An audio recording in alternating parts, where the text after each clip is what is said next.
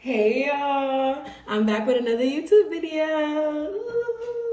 And today I'm gonna be going over how I mark up my charts.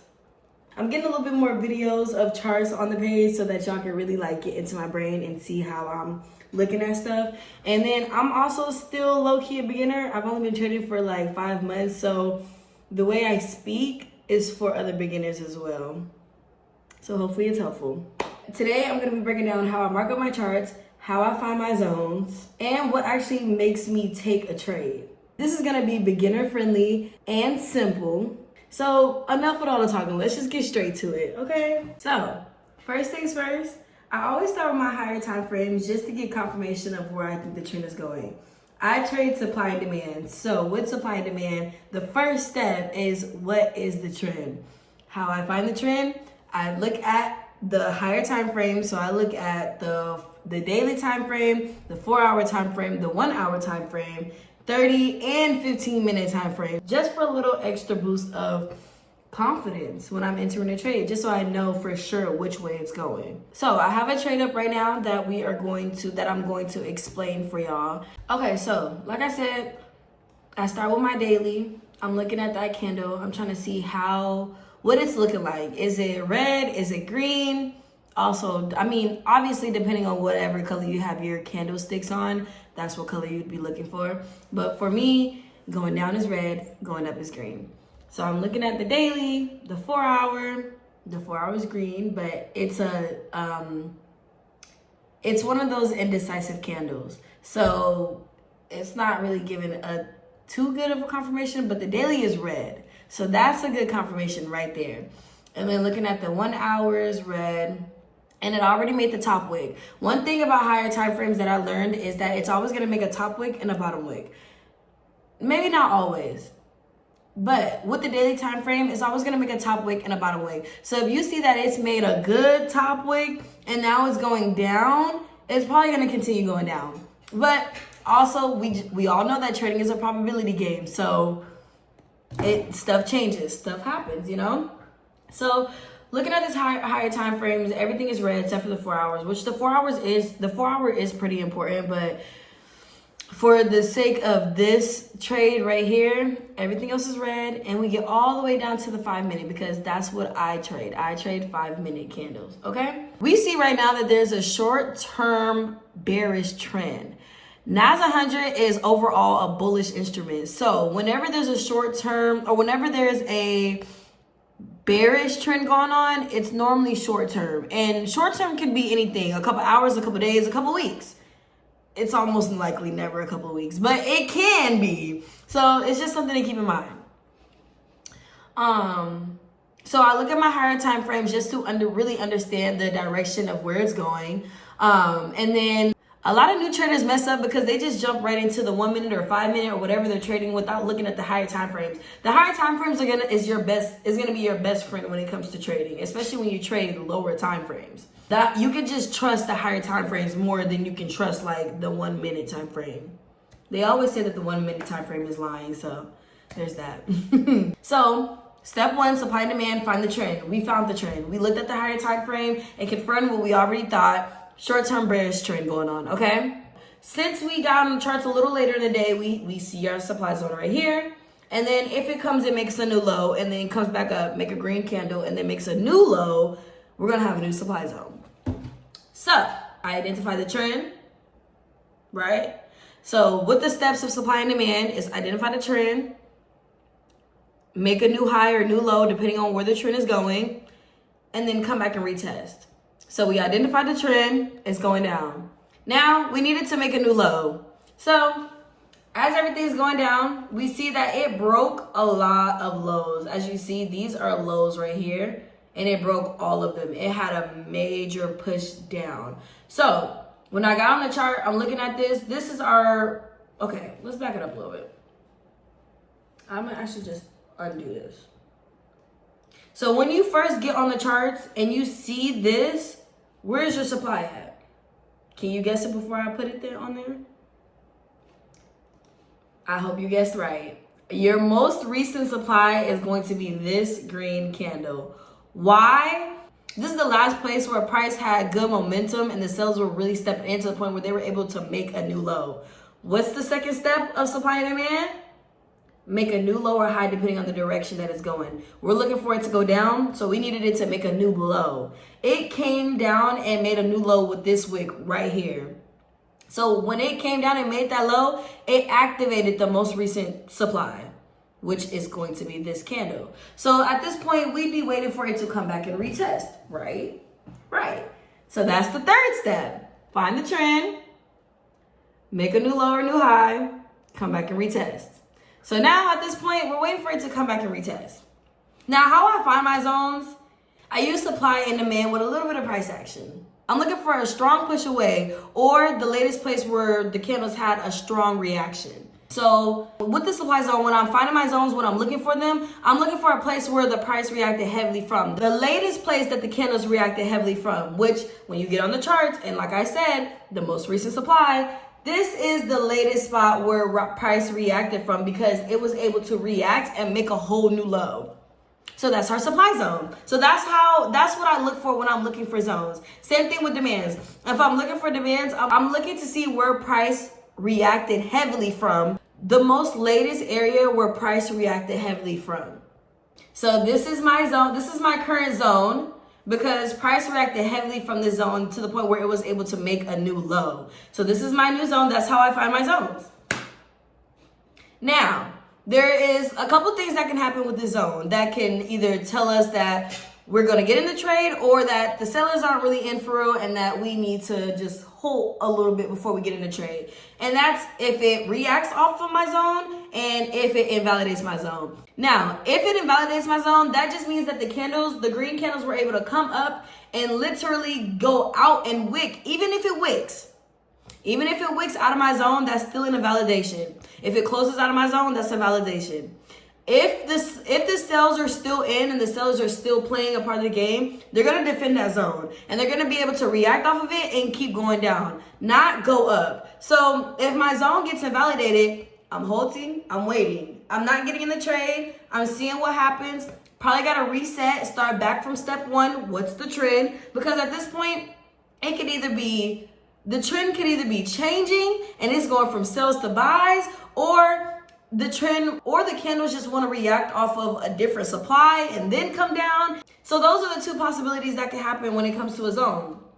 Now, obviously, if it reacts perfectly, if it reacts off of my zone and it rejects it and the sellers are defending their area, that's all thumbs up, okay? That's what I need in order to know that the sellers are still in, what I thought was right, and I'm about to get in the trade. Now, at this point of the trade, I'm waiting for my entry confirmation because I already did my first two steps. I found the trend, right? It made a new low, which activated that supply. Now I needed to come back and react. While it's coming back to retest and reacting off of that supply, that's how I'm looking for my confirmation of entry. So what I mean by confirmation of entry is I'm waiting to see something specific before I know I want to enter a trade. I'm not chasing the charts. I'm letting the charts come to me. So I'm setting all my rules and what I need to see and what I needed to do in order to enter that trade. If it doesn't do it, I'm not entering. If it does, that's a good trade. So with this specifically right here, I set my supply because I, 1, found the trend. 2, it made a new low, so it activated the most recent supply. Now 3, I'm waiting for it to come back and retest. With this right now you can see that it's retesting that demand or it's retesting that supply. Now, with this trade specifically, I was a little bit hesitant only because you see that wick, it was once red and then it rejected and closed green. So I got a little bit scared or hesitant just because I'm like, okay, is the trend reversing? Like, what's going on?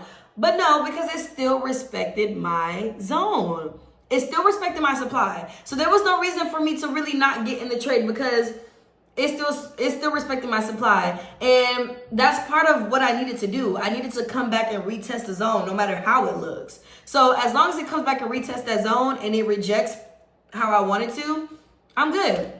So for my confirmation of entry for an A+ setup is it tapping my zone and not closing it.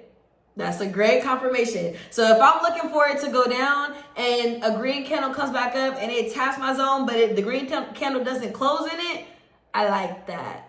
I like that, because that just means the sellers are really in there. They're really defending that zone like nobody's business. Okay. Another one is if it does close in the zone, that is okay. It's just a less high probability trade because the sellers don't have enough momentum to stop the buyers from closing in the zone. So it's a still eligible trade. As long as the candles don't invalidate your zone, the trade is still valid. No matter how much it wicks into the zone, no matter how much it closes into the zone, how it closes in the zone and how it reacts off the zone is just telling you the probability of the trade, whether it's a high probability or low probability. But as long as it's not invalidating the zone, it's still a trade.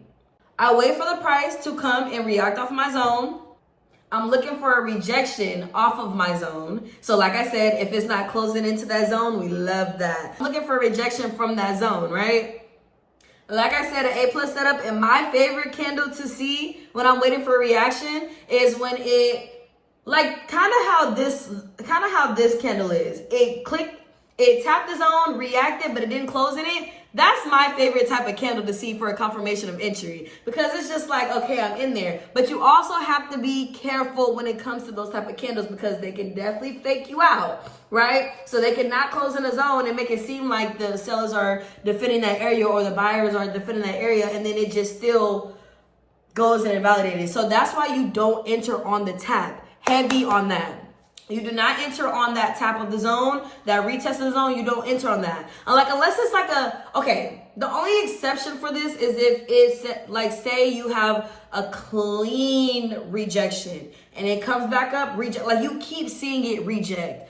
Okay, that gives you a little bit more, that gives you a little bit more confidence to get in the trade. But I really don't like to enter on the tap. I do need a confirmation candle. So I need that tap to the zone, and then I needed to close green. That's my other confirmation candle or my confirmation entry. I needed to either close out of the zone, or I need the next candle to close the direction that I'm looking for it to go. So if I'm looking for it to go down and I'm looking to enter sales, I need my next candle after the tap to be red. That's another confirmation of entry. More of a conservative entry, and you can miss out on the trade sometimes when you wait for those entries, but rather safe than sorry, because I've lost a lot of trades where I got in either on the tap or too early on that next candle after the tap, and then I end up losing because I couldn't wait for that candle to just close the color that I needed it to close and in the direction that I needed it to. So patience, because I trade 5 minutes. If you can't wait 5 minutes for a candle to close, you don't need to be trading. I used to lose a lot of trades because I was just impatient. Like, the waiting part is the trade, I swear. Now, when price, like I said, sometimes the candle will go and react off the zone and just reject instantly. Sometimes those can be fake outs, and the market is manipulating you, basically. The market is trying to make as many people lose money as possible. And it's very true. The market can be very manipulating, okay? But that's where your psychology comes in. That's where that discipline and that patience and that's where that discipline and that patience comes in at. Because if you are just sitting there and waiting for the setup and waiting for the market to follow your rules instead of just chasing the market, you will find yourself avoiding a lot of avoidable losses. Let me just say that. And I know that because I've gone through it a lot. A lot. So if you learn from anybody, learn from me since you're watching this video. Y'all, don't forget to subscribe to your girl and like for more videos like this, because I actually really enjoy explaining this. So back to the beginning. Step 1, find the trend. We found it. It's going down. Step 2, make a new high or a new low. Since we found the trend and we know that it's going down, we want it to make a new low. It did that, which also activated our most recent supply. It did that. Third step, come back and retest. It came back and retest. With this trend or with this setup, wasn't an A+ setup, but it was still a setup because my zone did not get invalidated. So there is no reason for me not to be looking to enter this trade. So Next candle goes, close red. Love that. Absolutely. Love it. So at this point, when it came up and it started to come down, you could have entered there. That's a little bit of an aggressive entry. So you're going to go in for short positions because that's for sales. So if you were trying to make sure you got as close as possible to the zone as you could, which like I said is going to be your best bet when it comes to trading supply and demand. The closer you enter to your zone, the better your risk to reward ratio is. So say you got in here while it was coming back down. Okay? Or say you waited for a conservative entry and you got in once the candle closed, which is something which is what I did for this trade. I definitely waited for a conservative entry just because of that candle rejection, that green, because this, like I said, this candle was once red and then it rejected so hard that it closed green. So with this trade, I was definitely waiting for a red candle closure to make me more confident about the trade. So I got in break of the candle, or I got in close of the candle. Mind you, the candle for red candles closed here. So that's where I got in. So I'm gonna take this aggressive entry out because this is where I got in and I just wanna show y'all what I did. So as you see, one-on-ones just like this. Your stop loss should always be outside of the zone, just in case it decides it wants to come back up and go back in that zone and then go down outside of the zone, and then your 1-and-1 right here. Okay? So we followed all the steps, right? We found the trend, it made a new low, it came back and retested, it closed red, we left that for a conservative entry and enter. And then boom. Let's see. Patience. TP1. Hit. Now with this trade, you definitely would have, I think it kept going down after this, but that was the trade. That was the trades bookie. Y'all know what's crazy though? Most traders don't keep losing because they don't know how to mark up a chart. They don't keep losing because they don't know how to enter or how to exit. They struggle with discipline. They struggle with the psychology part of it. They struggle with the greed and the impatience and the FOMO, fear of missing out. Like you want to hop in on a trade and it hasn't even given you all the confirmation that you needed yet. And it hasn't even followed all your rules yet.